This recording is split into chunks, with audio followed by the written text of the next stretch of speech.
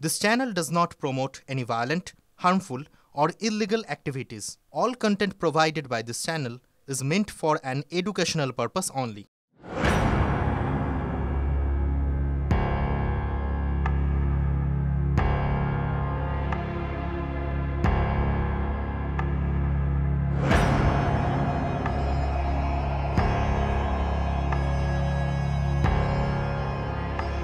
৩ বছরে পরপর ৩ জনের মৃত্যু, প্রত্যেকেই একই পরিবারের সদস্য। তাতেই ভূতের আতঙ্ক তাড়া করে বেড়াচ্ছে গোটা গ্রামে। আতঙ্কে ইতিমধ্যে মৃতদের পরিবারের অন্যান্য সদস্যরা আশ্রয় নিয়েছেন অন্যত্র।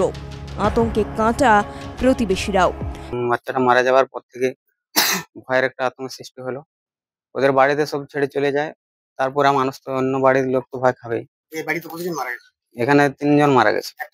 হ্যাঁ, ১ বছর পর পর ৩ বছরের মাথায় ৩ জন মারা গেছে। হ্যাঁ, তারপর বাড়ির লোক কি বাড়ি ছেড়ে চলে গেছে। হ্যাঁ, ওরা বললো যে এখানে থাকতে পারবো না, ভয় লাগছে এদের। মানে মেয়ে তো সব মেয়ে মানুষ আছে, ছেড়ে গেলে সব মারা গেল। তারপরে গ্রাম ছেড়ে চলে গেছে। হ্যাঁ, এখন কি অসুবিধা হচ্ছে? এখন কি আতঙ্ক? পাশাপাশি যারা আছে ওইটাই। হ্যাঁ, বাড়ির সামনে যারা আছে তারা ওই আওয়াজ শুনতে পাচ্ছে, বাড়িতে ফাঁকা বাড়ি তো, যে কেউ হয়তো দরজা ধাক্কা দিচ্ছে বা খুলছে, বেরিয়ে যাচ্ছে এইসব।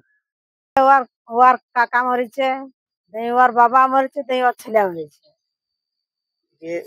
যে গ্রামে আতঙ্ক পরিবেশ তৈরি হয়েছে, হ্যাঁ, ওই পরিবারের সবাই সব বাড়ি ছাড়ি পালাইছে। বাড়ি কোন নাই। কেন পালালো? কেন বলছে যে এখানে থাকবে না, ভূত আছে।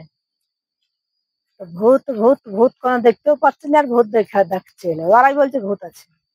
ওই একটা পরিবারের ৩ জন মারা যেতে, ৩ জন মারা যেতে ওইরকম ওইটা ইয়া হয়েছে। ভূত আছে মনে করে বাড়ি ছেড়ে পালাই যায়। আমরাও তো পালাই যাবো, বলছি থাকবো না। যে এরকম করলে আমরা কি করতে থাকবো? আমাদের তো এখানেই বাড়ি না, আমরা কোথায় থাকবো? আমাদের তো ছোট ছোট ছাঁচ। আমারও স্বামী অল্প বয়সে মরে গেছে এই ভিটাতে। মানে ছেলের বাড়ি খুব কম, মেয়ের বাড়ি আছে, ছেলের বাড়ি একদম নাই। ছেলে মরে যাচ্ছে, মেয়েরা বলমান হয়ে রয়ে যাচ্ছে। মানে রাত্রে অন্ধকারে অনেক কিছু সব আওয়াজ আসছে এই ঘর থেকে, কেউ ঢুকছে যেন, থালা বাসন করে দেওয়াল থাকবে আর কি। পাশের বাড়ি? হ্যাঁ, পাশের বাড়ি। কতটা আতঙ্কে? অনেকটা। এখন কতদিন হলো ঘটনা? ১০-১৫ দিন প্রায় হয়ে গেল। যে বাড়ি শেষ মারা গেছে, হ্যাঁ, তার কাজকর্ম সারার পর থেকে হ্যাঁ, পুরো গ্রামবাসী আতঙ্ক? পুরো গ্রামবাসী। কতগুলো বাড়ি আছে মোটামুটি?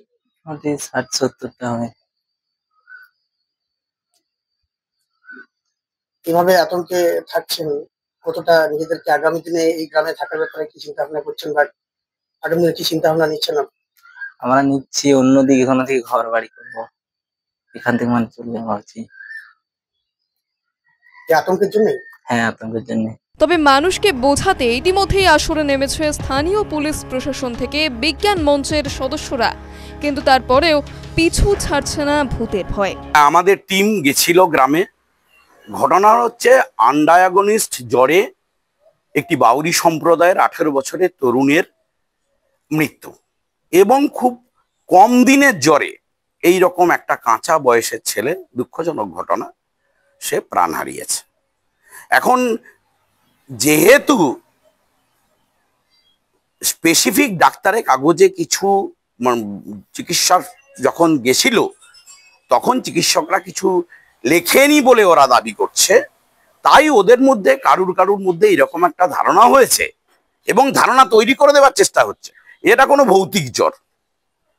বিজ্ঞানের এই অভাবনীয় উন্নতি, চিকিৎসা বিজ্ঞানের এই উন্নতি যেখানে মানুষের আয়ুকে বহুগুণ বাড়িয়ে দিয়েছে, সেখানে তো এরকম কোনো ঘটনা ঘটতে পারে না যে কোনো ভূতের কারণে মৃত্যু বা ভৌতিক কারণে মৃত্যু। যদিও আমরা এই আশঙ্কা করছি, সেটা অমূলক নয় যে কিছু জন আছেন মানুষ ওখানে, তারা এইটাকে প্রচার করার বেশি চেষ্টা করছেন। ভূত বা অলৌকিক কোনো ঘটনা সঙ্গে কোনো সম্পর্কই নেই, বা এরকম ঘটনা তো ঘটতে পারে না। তাদের বাড়িতে ৩ জন মারা গেছে, তাদের ঘরে নাকি ভূত রাতে বেলা দাপাদাপি করছে। একদমই ভুল কথা। আমি তো বলেইছি বা বলার চেষ্টা করেছি আপনাদের কাছে যে কিছু শ্রেণীর মানুষ এইটাকে প্রচারের মধ্যে নিয়ে আসার চেষ্টা করছে। ব্যাপারটা আমাদের নজরের মধ্যে আছে। ইতিমধ্যে বিডিও স্যার, ওসি, তারপর গ্রাম পঞ্চায়েত থেকে ওদের সাথে কথা বলা হয়েছে, ওনাদেরকে বোঝানো হয়েছে যে ওটা কোনো ভয়ের ব্যাপার না, না না না, এটা ভয়ের কিছু নেই। নিজেদের বাড়ি ছেড়ে চলে অন্য জায়গায় চলে গেলে আবার আসতে পারবে না, আরো বেশি মানে ভয় পাবে। তো ওখানে থাকলেই মানুষ আছে, আমরা আছি, সবাই আছি ওনাদের পাশে।